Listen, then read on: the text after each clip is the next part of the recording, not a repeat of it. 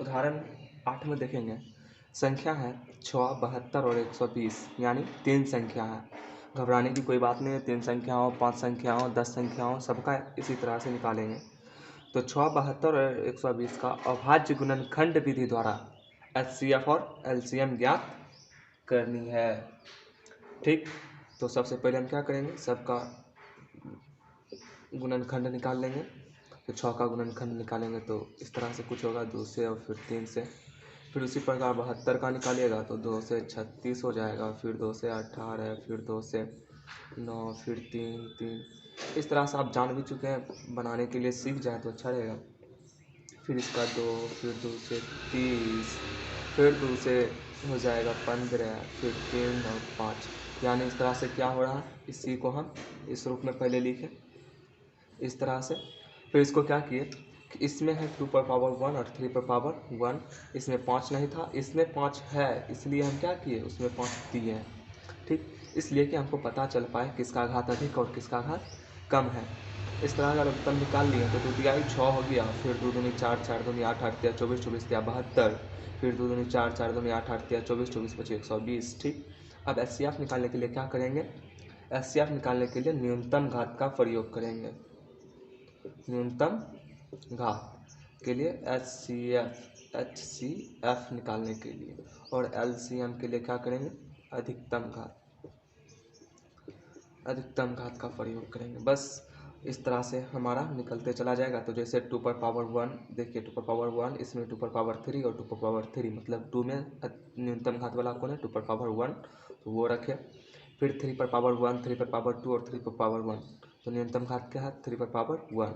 फिर 5 पर पावर 0 और 5 पर पावर 1 में छोटा है 5 पर पावर 0, तो 5 पर पावर 0 लिए। ठीक, इसी तरह से 2 पर पावर 1 का मान इतना, 3 पर पावर 1 का मान 3 और 5 पर पावर 0 का मान 1, तो 2 तिहाई 6 इसका HCF हो गया। अब LCM देखेंगे तो हाईएस्ट घात रखेंगे। हाईएस्ट घात 2 पर पावर Q और 2 पर पावर 1 रहने के कारण 2 पर पावर Q लिए। फिर 3 पर पावर 2 और 3 पर पावर 1 है, तो ज़्यादा वाला कौन है, 2, तो 2 लिए। और 5 पर पावर 0 और 5 पर पावर 1 बड़ा है 5 पर पावर 1, तो उसको लिए। 2 का Q 8, 3 का स्क्वायर 9 और 5 पर पावर 1 का मान 5, तो 8 पचे 40, इस तरह से करें, 8 पचे 40 गुने 9, तो 9 चौक 36, 360, ये भी सही बना। हमारा आज का मुख्य टॉपिक है परिमेय संख्या और अपरिमेय संख्या में संबंध। तो हम देखेंगे कि दो परिमेय संख्याओं का योगफल भी एक परिमेय संख्या होता है। कैसे, ठीक, मतलब क्या, परिमेय संख्या प्लस परिमेय संख्या बराबर क्या होता है, परिमेय संख्या। जैसे आप परिमेय संख्या मानिए कि एक परिमेय संख्या हम मान लेते हैं P/Q, और एक परिमेय संख्या क्या मान लेते हैं R/S, या आपका मन जो भी मान ले, इसको प्लस कर लेंगे तो क्या हो जाएगा, P और Q का, तो S और Q का, तो SQ, इसमें Q है उसमें PS है, इसका हो जाएगा PS और प्लस RQ। ये भी क्या है, एक परिमेय संख्या ही है, परिमेय संख्या। जैसे आप देखिए एक उदाहरण लेके देखते हैं, जैसे 2/3 ले लेते हैं प्लस 5/6 ले लेते हैं, कुछ भी। ठीक, इसको लेंगे तो क्या होगा कि 2, 3 और 6 का लघुत्तम हो जाएगा 6, इसको 2 से गुणा कर देंगे, 4 प्लस 5 यानी 9/6, ये भी परिमेय संख्या है। अब उसी प्रकार क्या है, दो परिमेय संख्याओं का अंतर भी, अंतर मतलब घटा, दो परिमेय संख्याओं का अंतर भी एक परिमेय संख्या होती है। जैसे परिमेय संख्या माइनस परिमेय संख्या बराबर परिमेय संख्या। फिर उसी प्रकार से हम इसी प्रकार से जांच कर लेते हैं। पहले समीकरण से देखते हैं, P/Q एक ले लेते हैं और माइनस R/S ले लेते हैं। तो इसका जब बनाएंगे तो इसका भी वही आएगा, QS या SQ एक ही बात है। फिर इसको PS माइनस RQ, ये भी क्या है, परिमेय संख्या ही है। अब कोई संख्या लेके देखते हैं, जैसे मान लेते हैं 5/4 माइनस 2/7, कुछ भी। ठीक, कोई सा भी संख्या लेंगे, बस परिमेय संख्या होना चाहिए। परिमेय संख्या का अर्थ क्या है, P/Q का रूप में हो, जहाँ Q बराबर 0 ना हो। तो यहाँ पे 0 नहीं है, हम ये ध्यान देंगे बस। और 7 और 4 का लघुत्तम 28 हो जाएगा, 7 × 5 = 35, फिर माइनस और 3 नंबर में अब है, जैसे कि उसमें हम आपको बताए थे परिमेय संख्या प्लस परिमेय संख्या बराबर परिमेय संख्या माइनस परिमेय संख्या बराबर परिमेय संख्या। उसी प्रकार परिमेय संख्या गुना परिमेय संख्या बराबर परिमेय संख्या और परिमेय संख्या बटे परिमेय संख्या बराबर परिमेय संख्या। तो अब उसी चीज़ को हम अपरिमेय संख्या में समझते हैं। एक परिमेय संख्या लेंगे और एक अपरिमेय संख्या का योग रहे, योगफल मतलब प्लस रहे, या अंतर मतलब माइनस रहे, क्या होगा, एक अपरिमेय संख्या होती है। जैसे परिमेय संख्या प्लस अपरिमेय संख्या बराबर अपरिमेय संख्या। उसी प्रकार परिमेय संख्या माइनस अपरिमेय संख्या बराबर परिमेय संख्या। जैसे हम लेते हैं √3 प्लस √3 बराबर क्या हो जाएगा, अपरिमेय संख्या। 3 माइनस √3 क्या हो जाएगा, अपरिमेय संख्या।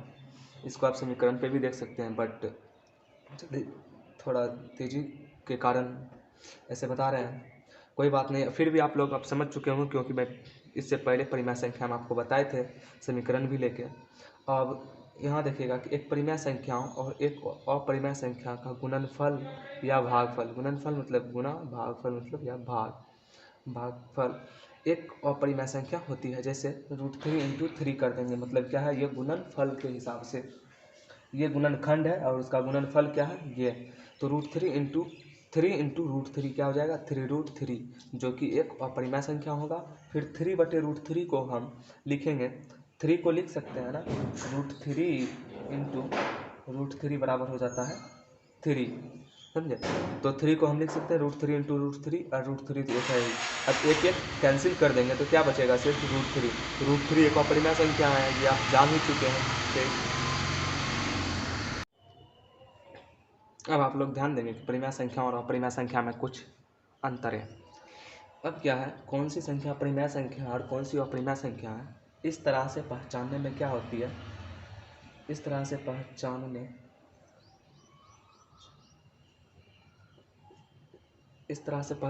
में क्या होती है, दिक्कत होती है।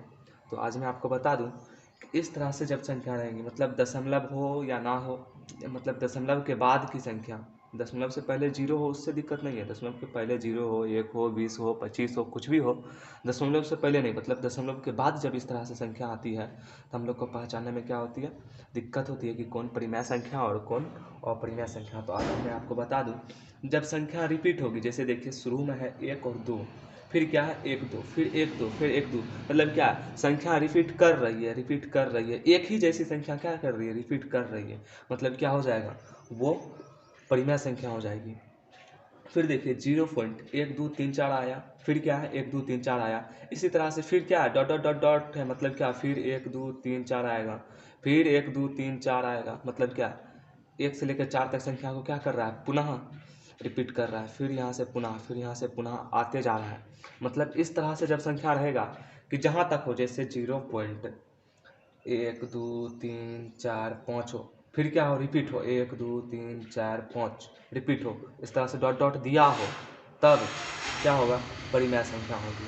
फिर देखिए क्या है 0.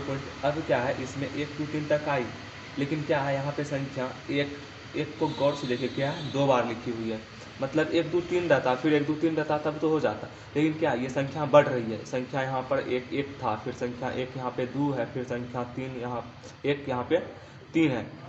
इस तरह से जब संख्या बढ़ती हुई नज़र देगी तो वो क्या हो जाएगा, अपरिमेय संख्या। फिर उसी प्रकार देखिए 1 2 है, फिर 1 1 2 है, फिर 1 1 1 2 है, फिर 1 1 1 2, इस तरह से क्या होगी, इस संख्या में बढ़ोतरी, मतलब एक संख्या में भी अगर बढ़ोतरी होती है तो वो क्या होगा, अपरिमेय संख्या होगा, और पाई एक अपरिमेय संख्या है।